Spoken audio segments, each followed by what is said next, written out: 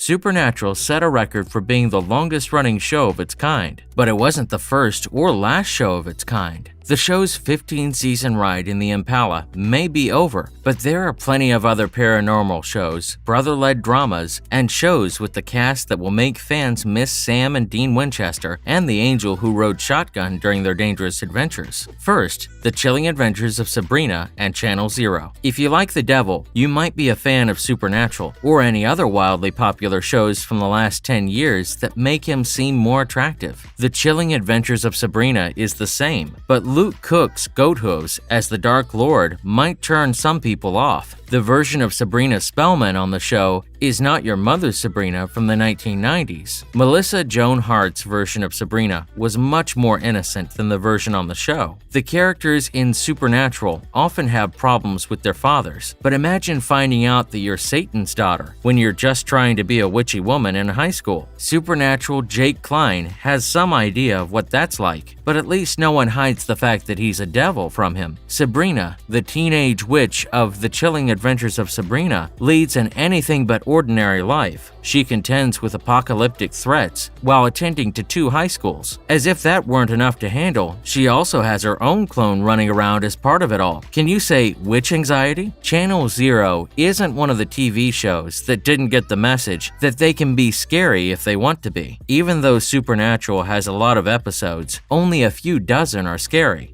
However, every episode of Channel Zero is scary. Even the trailers for the series are scary, so you can expect to do a lot of double takes while watching the anthology series. Wait, could there be something in your closet? Better check. If you've ever gotten one of those annoying chain emails that say a woman will stand at the foot of your bed if you don't share, you can thank that for giving the show some of its ideas. That's right, creepypastas are the main focus of this scary series, but even the scariest horror posts on the internet can't compare to how scary these stories are on screen. Next, Prison Break. Michael Scofield, Wentworth Miller, and Lincoln Burrows, Dominic Purcell from Prison Break are as dysfunctional as Supernatural levels of dysfunctional when it comes to being codependent and always taking risks for each other. Even though they don't have to deal with demons and ghosts, they have their version of a family business, the evil cabal their parents joined and made them a target. Even though no one in the series has any special powers, the company works like a ghost, with members in government, the police, and any other position of power you can think of. Things are a little harder when the company says Lincoln killed the vice president's brother. Things are a little harder. Lincoln has used up all of his appeals, so he is going straight to the electric chair. Michael is determined to stop his brother's death, so, of course, he gets tattoos of the prison's plans all over his body and gets arrested for helping his brother get out of jail. Seems simple, right? In this action-packed show, the brothers play tag weekly to see who will die for the other. Everyone they've ever met ends up in a body bag. Prison Break is the show to watch if you want a show with a sad relationship between siblings and a constant stream of bad luck for guest stars. Fans of Supernatural, you'll like it. Moving on, The Originals. Ah yes, another pair of brothers who don't get along. Do you sense a theme? The Originals, the first spin-off of the Vampire Diaries, started on the CW. It has a darker tone and is set in New Orleans. In the simplest terms, it's the OG show's older brother and sister, despite airing later. In Season 2, the Michelson brothers join the Salvatore brothers as ghosts who walk the streets of Mystic Falls at night. Since the Michelsons are the 1,000-year-old original vampires, they tend to have less strict morals than younger vampires. What do annoying humans or triple-digit vampires mean to a family of vampires who have been alive since the 10th century? Aside from Elijah Michelson, who is very moral, the eldest family adds chaos, making The Originals a tantalizing and addicting show to watch in one sitting. Even though the Michelson brothers hurt each other a lot more than they help their siblings, no one else gets away with messing with a Michelson, especially when the family gets a new member for the first time in 1,000 years. When Hope Michelson comes into the original family, it changes everything.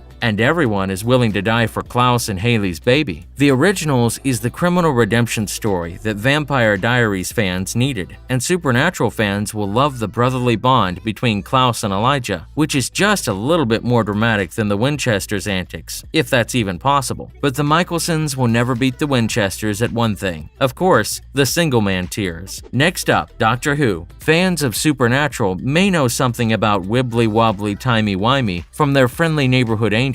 Still, the Winchesters' time travel has nothing on the Doctor and his TARDIS. Since the 1960s, Doctor Who has been the most popular British science fiction show. After being on and off air for decades, the show got a new look in 2009 when Chris Eccleston became the 9th Doctor. Of course, the Doctor doesn't drive an Impala. Instead, he uses a police box, or TARDIS, to get around the sands of time. The Doctor, however, doesn't go after ghosts and ghouls. Instead, he looks for alien invasions to stop when he's not changing the past for himself. Like the Winchesters, each Doctor has a lot of friends, but most of them don't stick around for very long. Fans of Crowley's Mark Sheppard will recognize him on the episode Doctor Who from Season 6 of the new version of The Impossible Astronaut, led by Matt Smith. Even though James Marsters only shows up in one episode of Supernatural, he and Captain Jack, played by John Barrowman, share a steamy kiss. If that isn't enough to get Winchester fans to watch, Sam's childhood friend, Amy Pond, is named after Karen Gillan's character, who was Matt Smith's companion on Doctor Who. Someone on the Doctor Who writing staff was a fan of Supernatural. We can't leave out Nancy Drew. Nancy Drew on the CW couldn't have come at a better time for fans of Supernatural, who were sad that their favorite show was ending.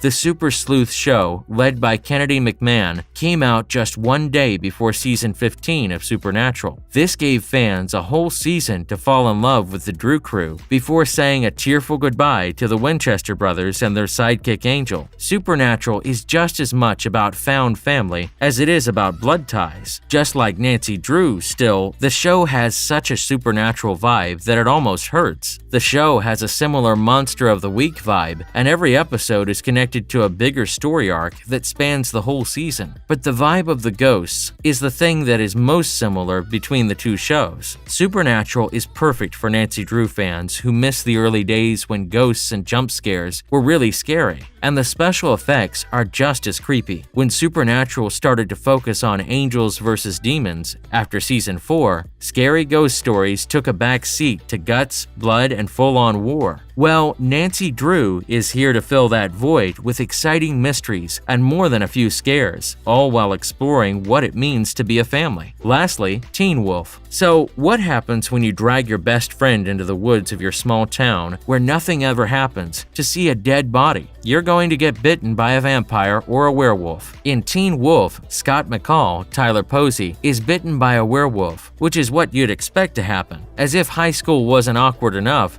Scott's nerdy friend Styles, Dylan O'Brien, has to help him figure out how to deal with his new wolf tendencies. Most of the teens in Beacon Hills who have supernatural gifts are looking for family. Just like on Supernatural, a lot of the smartest and best people in Beacon Hills either come from bad families or don't have many or any family members left. Of course, just like in Supernatural, the characters' families' deaths and their sense of bad things change greatly. Don't ask anyone in Beacon Hills how old they are, because the show's creator, Jeff Davis, doesn't know. Derek Hale, played by Tyler Hoechlin, might be 19 when the series starts, or he might be 23. It's really hard to say, but the most important thing about the show is how the found family fights the latest threat, whether it's a pack of alpha werewolves, a crazy aunt or uncle, or a group of gun-toting hunters. Well, that's it for today, guys. Hope you enjoyed the video. Don't forget to like and subscribe. Till next time, cheers!